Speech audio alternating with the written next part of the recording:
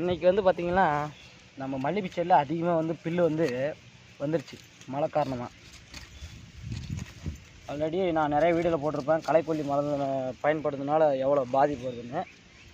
ஏதோ இப்போ இருக்கிறாங்காட்டியும் மாடு 2 வச்சுருக்குறோம், அது யூஸ்ஃபுல்லாக அறுத்து போட்டுக்கிறோம். மாட்டுக்கும் ஆகிடுது. களைக்கொல்லி மருந்து அடிச்சிங்கன்னா இது வந்து இப்போ விளைவுகள் நிறைய இருக்குது.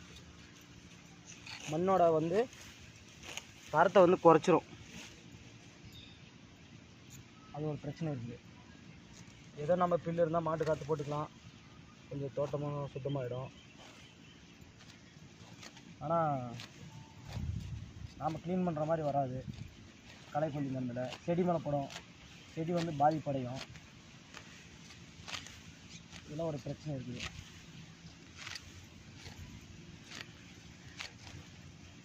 இது வந்து கோராளி, இதுதான் வந்து நிறைய இருக்குது. இப்போ மழை தொடர்ந்து ஒரு 2-3 நாள் மழை வந்ததுனால சரியாக கொஞ்சம் செதுக்க முடியல செடியில். அதனால் இப்போ கொஞ்சம் மழை இல்லாமல் இருக்கிறதுனால கொஞ்சம் அறுத்துடலாம் அப்படின்னு அறுத்துட்ருக்கோம். இல்லைனா செடிக்குவோம். ஆல்ரெடி ஒரு வீடியோவில் போட்டிருப்போம், செடிக்கு தான் க்ளீன் பண்ணி வச்சுருந்தோம். இந்த டைமு அறுக்கலாம் அப்படின்ட்டு.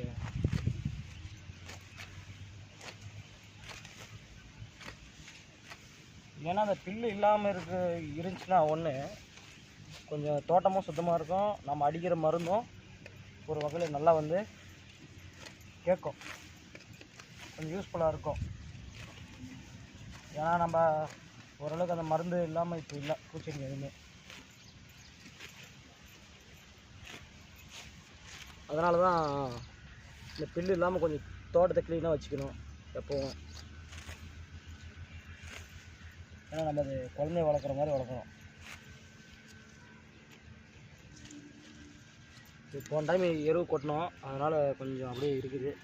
இப்போ 1-2 இதெல்லாம் துளிர் விட்டுருக்கு, கட் பண்ண பின்னாடி துளிர் விட்டு அரும்பு வச்சுருக்குது.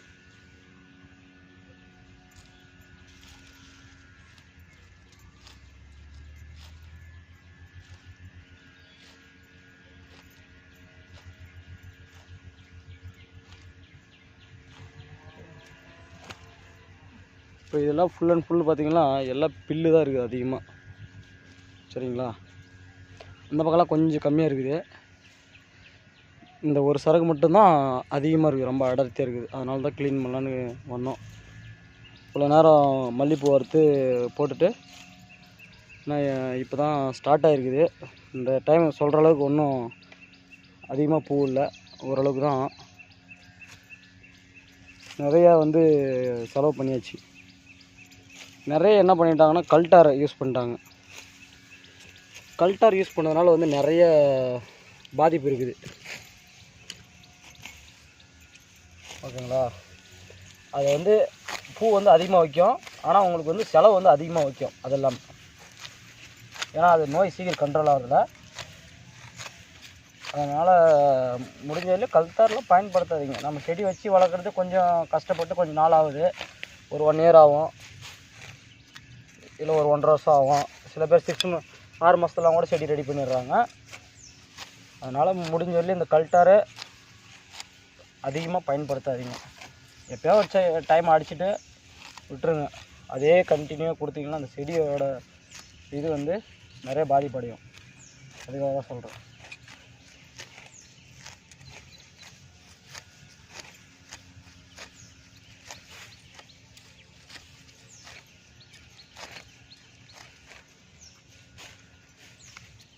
நம்ம ஏரியாவில் நிறையா வந்து இந்த மல்லிகைப்பூ செடி தான் வந்து வச்சுருக்காங்க. அதெல்லாம் நெல் வச்சுருக்காங்க.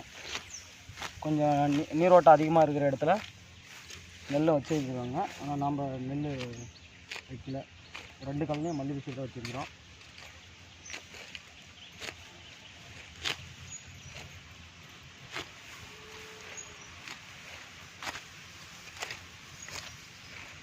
இதெல்லாம் வந்து நல்ல கோராளி தான்.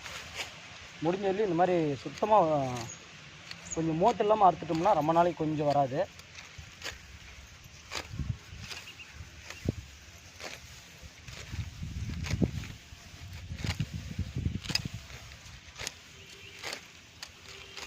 இதுக்கு வந்து பார்த்திங்கன்னா தண்ணி வந்து ஓரளவுக்கு இருந்தாவே போதும், ரொம்ப அதிகமாக இருக்கணும்லாம் ஒன்றும் அவசியம் கிடையாது. ஒருத்தர் வந்து நம்ம கமெண்ட் பாக்ஸில் கமெண்ட் பண்ணிட்டாரு, ஏன்னா அந்த செடி வச்சு எவ்வளோ நாள் ஆச்சு அப்படின்னு சொல்லிட்டு. ஒரு கழனியை வச்சு 6 வருஷம் ஆச்சு, இன்னொன்று இப்போ வந்து வச்சு ஒரு 1.5 வருஷம் இருக்குது.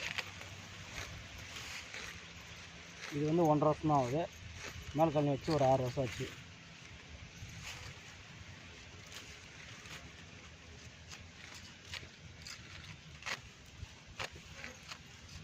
மெயினாக வந்து சில பேர் சொல்கிறாங்க, அவனுக்கு என்ன சீக்கிரம் வந்து செடி ரெடி ஆயிடுச்சு அப்படின்ட்டு. எல்லாம் வந்து கஷ்டப்படணும், பராமரிப்பு மெயின். சரிங்களா? மெயினாக வந்து பராமரிப்பு பண்ணணும். பராமரிப்பு பண்ணாமல் எந்த ஒரு இதுவுமே நம்மளால் பண்ண முடியாது. ஒரு வேலை செய்கிறோம்னா அது பராமரிப்பாக இருக்கணும்.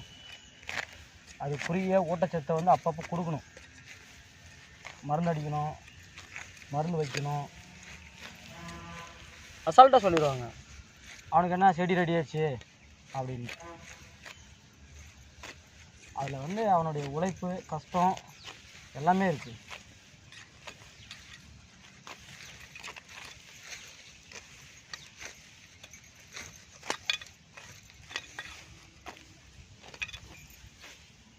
மெயினாக வந்து இந்த வரப்பில் இருக்கிற அருகும்பில் வந்து பார்த்திங்கன்னா கழனியில் இறங்க விடாமல் பார்த்துக்கோங்க. காரணம் என்னென்னா, பாதி கழனிக்கு அப்படியே வந்துடும். அருகும்பில்லை பொறுத்த வரைக்கும் பாதி கழனிக்கு வந்துடும். சரிங்களா? இந்த கோராளி வந்து அங்கேயே அப்படியே தான் இருக்கும். அதிகமாக வந்து ஒன்று கொஞ்சம் இம்ப்ரூவ்மெண்ட் ஆகும், ஒன்றோட ஒன்று சேர்ந்து வைக்கும். ஆனால் இந்த அருகுன்றது என்ன பண்ணுன்னா, இங்கே பாருங்கள், இவ்வளோ தளவு இருக்கும், இவ்வளோ தளவு இருக்கும். அப்படியே ஒவ்வொரு வேராக வந்துட்டு உங்களுக்கு வந்து கழனி ஃபுல்லாக பரவ ஆரம்பிக்கும். சரிங்களா? இப்படி செடி நீட்டாக இருந்துச்சுன்னா உங்களுக்கு வந்து மருந்து அடித்தாலையும் அதுக்கு யூஸாக இருக்கும். அதே மாதிரி வந்து பார்த்திங்கன்னா செடி வந்து நல்லா கொஞ்சம் காற்றோட்டமாக இருக்கும். அதுக்காக தான் சொல்கிறேன். முடிஞ்ச வரையும் செடியில் வந்து சுத்தமாக வச்சுக்கோங்க. நீங்கள் தான் போவீங்க, நீங்கள் தான் வருவீங்க, உங்களுடைய கழனி. இது வந்து பராமரிக்கிறது வந்து பார்த்திங்கன்னா நம்ம இதெல்லாம் வந்து பார்த்திங்கன்னா கொஞ்சம் ஈஸியான வழிமுறை தான். அது கரெக்டாக பின்பற்றணும் நம்ம. அப்போலாம் ஆர்கானிக்கு இந்த முள்ளுத்தலை, அதாவது இந்த சர்க்கார் முள் அப்படின்னு சொல்லுவாங்க, அது இந்த மாட்டு கோமியம் இதெல்லாம் வச்சு பயன்படுத்திட்டு வந்தாங்க. இப்போ எல்லாமே வந்து பார்த்திங்கன்னா எல்லாமே கெமிக்கல் ஆகிப்போச்சு. காரணம் என்னன்னா, எல்லாமே வந்து பார்த்திங்கன்னா ஒரு விதை எடுத்துக்கினா கூட எல்லாமே வந்து அதிகமாக விளைச்சல் கொடுக்குது அப்படின்னு சொல்லிட்டு மரபணுவெல்லாம் மாற்றி போட்டாங்க. அந்த மாதிரி தான் இப்போலாம் நிறைய பூச்சி இம்ப்ரூவ்மெண்ட் ஆகிடுச்சு, புது நோய் வருது. அதனால் நம்மளால் முடிஞ்ச வரலையும் இந்த செடியெல்லாம் கொஞ்சம் பராமரிப்பாக வச்சுக்கணும். ஒரு வருஷம் நல்ல செடி சுற்றிலும் வந்து கொத்தினே இருங்க. கொத்தினே இருக்கும்போது என்னன்னா, அந்த வேர் வந்து கொஞ்சம் செடியை விட்டு பாருங்கள், இவ்வளோ தொலை வந்து செடியை விட்டுட்டு கொத்துங்க. காரணம் என்னென்னா, செடி வந்து வேர் அப்போ தான் புது வேர் உட்காரும். இந்த உட்காரும் போது நீங்கள் கொத்துனீங்கன்னா செடி வேர் வந்து அடிபட்டுரும். அந்த மாதிரி வேண்டாம். சரிங்களா? அதுக்காக தான் சொல்கிறது. இந்த செடி வந்து ஒரு வருஷம் செடியை வந்து க்ளீன் பண்ணியே இருந்தீங்கன்னா அந்த வேரானது என்ன பண்ணால் நல்லா ஃப்ரீயாக வந்து பரவ ஆரம்பிக்கும். ரொம்ப அப்படியே கல் மாதிரி இருந்துச்சுனாலே வந்து வேர் சரியாக பரவாது. சீக்கிரம் செடி வந்து இம்ப்ரூவ்மெண்ட் தெரியாது உங்களுக்கு. அதனால் செடி வந்து முடிஞ்ச வரையும் கொஞ்சம் ஒரு அடி, ஒரு 3/4 அடி விட்டுட்டு மற்ற எல்லா இடத்துலையும் க்ளீன் பண்ணிங்கன்னா பில்லும் கம்மியாகிடும். உங்களுக்கு செடி வந்து நல்லா கலகலப்பாக இருக்கும். சரிங்களா? எல்லாம் அந்த எருவெல்லாம் வந்து பயன்படுத்துங்க. இருந்தாலும் பயன்படுத்துங்க, இல்லைனா வேறு என்ன பண்ணுறது, மருந்து தான் வாங்கி நம்ம பயன்படுத்திக்கணும். அப்படி தான் பண்ணிகிட்ருக்கோம் நாங்களும். இப்போ இந்த டைம் தான் எரு வச்சுருக்குறோம், மேல் கழனிக்கு வச்சோம். இதெல்லாம் வந்து இந்த கீரை, உப்பு கீரை அப்படின்னு சொல்லிட்டு ஒரு கீரை. இந்த பில்லு இருந்தால் கூட மாட்டுக்கு அறுத்து போட்டுக்கலாம். இந்த கீரை இருக்கிறதுனால ஒரு யூஸும் கிடையாது. ஃபுல் அண்ட் ஃபுல் யூஸே கிடையாது. இது வேஸ்டேஜ் தான். கழனி ஃபுல்லாக பரவுது இது. பாருங்க, இதில் இதுதான் பிரச்சனை. அப்புறம் வந்து இந்த பாதர் அப்படின்னு சொல்லுவாங்க. இதான் பாதர். இதில் வந்து பார்த்திங்கன்னா நிறைய வந்து விதை உழ ஆரம்பிச்சிச்சுன்னா பூ பூக்கும், பூ பூத்தோடனே விதை வந்துச்சுன்னா உளுந்துச்சுன்னா போதும், எல்லாத்தையும் பரவிடும், ஆட்டோமேட்டிக்காக பரவிடும். அதனால் இதெல்லாம் முடிஞ்ச வந்து கண்ட்ரோல் பண்ணிக்கோங்க. தயவு செஞ்சு யாரும் களைக்கொல்லி மருந்து பயன்படுத்தலாம், இதை அந்த வரப்பு மேலே இருக்கிற அடிச்சுக்கலாம். ஏன்னா பில்லு மாடு எங்களுக்கு மாடு இல்லை அப்படின்றவங்க அவங்க அடிச்சுக்கலாம், இல்லை எங்களால் அறுக்கிறதுக்கு டைம் இல்லை அப்படின்றவங்க அடிக்கலாம்.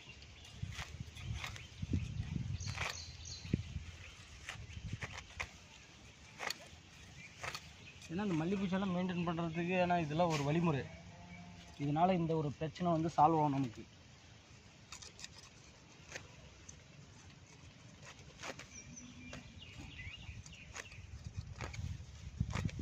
இன்னொன்று என்னென்னா, இந்த மாதிரி பில்லு வந்து அடர்த்தியாக இருக்கிறதுனால என்ன பண்ணுதுன்னா, செலுத்து அடர்த்தியாக இருக்கிறதுனால என்ன ஒன்று பிரச்சனைனா, இங்கெல்லாம் வந்து பார்த்திங்கன்னா நம்ம வந்து இப்போது இங்கே பாருங்கள், ஆறு வந்து இவ்வளோ இருக்குது, கொடியாக இருக்குது, இங்கே பாருங்கள் கரெக்டாக கழனிக்கே வந்துடுச்சு. அதனால் இப்போ வந்து பார்த்திங்கன்னா இது ஒன்று இங்கே பாருங்கள், பூரா வந்து எலி வந்து தோண்டி தோண்டி மண்ணெல்லாம் கீழே தள்ளிடுச்சு. சரிங்களா, இதெல்லாம் வந்து கொஞ்சம் க்ளீனாக வச்சுக்கணும்னா எலியும் வராமல் இருக்கும்.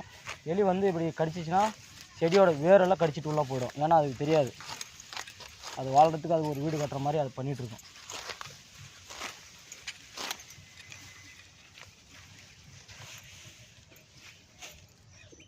பாருங்கள் கொடியாக இருக்குது, எவ்வளோ தொலைவு போகுது பாருங்கள். பாருங்கள் கீழே வந்துருச்சு. இது அதுக்கு தான் முடிஞ்ச வரையும் கொஞ்சம் க்ளீன் பண்ணிக்கோங்க.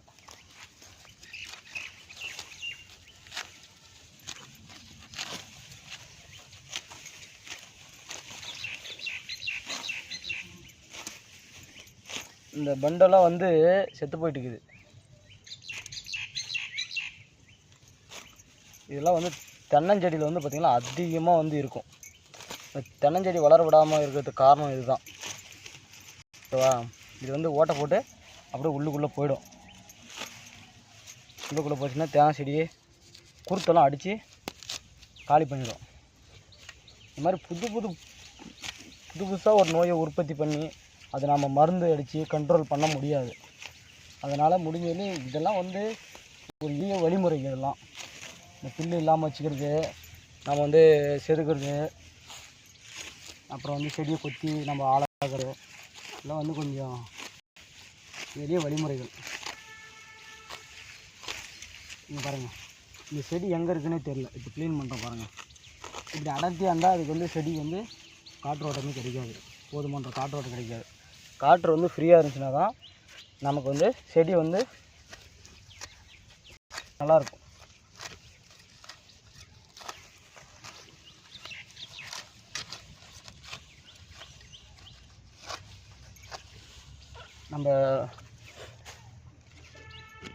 நம்ம அண்ணா ஒருத்தர் கேட்டிருந்தார்,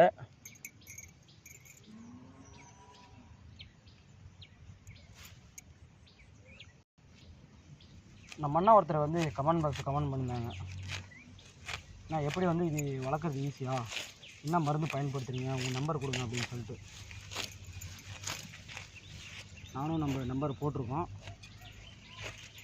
உங்களுக்கு தேவைப்பட்டால் நீங்களும் வந்து கால் பண்ணுங்க.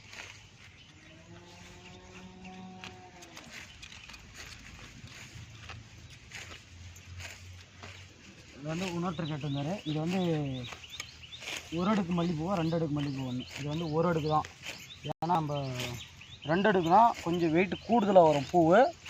இது வந்து காம்பு கொஞ்சம் லென்த்தாக வரும், அது காம்பு கொஞ்சம் லென்த்து கம்மியாக வரும், கொஞ்சம் வெயிட் கூடுதலாக இருக்கும்.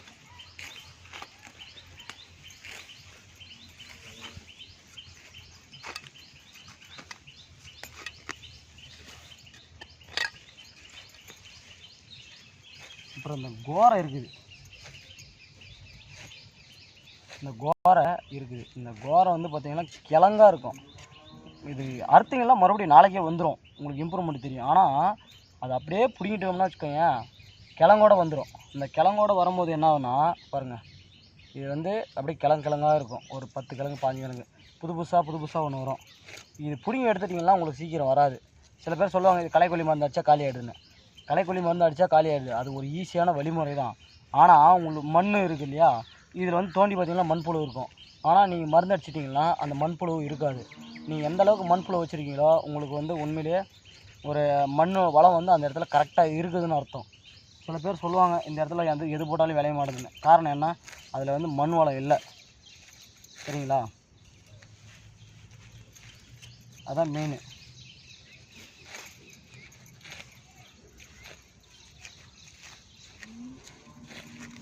இந்த செடியை அறுத்து விட்டோம்னா எவ்வளோ க்ளீனாக இருக்குது மட்டும் பாருங்கள்.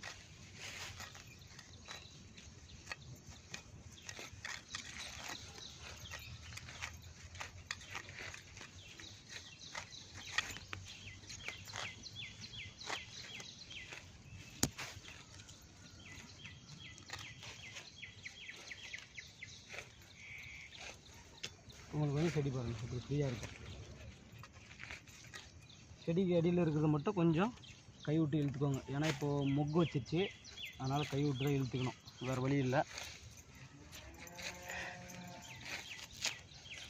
முடிஞ்ச வரலையும் உங்களுக்கு துளுப்பு மருந்து அடிக்கிறதுனா காலையில் அடிச்சுக்கோங்க. அதே மாதிரி சிவப்புக்கு, அதாவது காம்பு சைஸ் சின்னதாக வருது, எனக்கு வந்து சிவப்பு இருக்குது அப்படின்னா கொஞ்சம் ஈவினிங் டைமில் அடிங்க.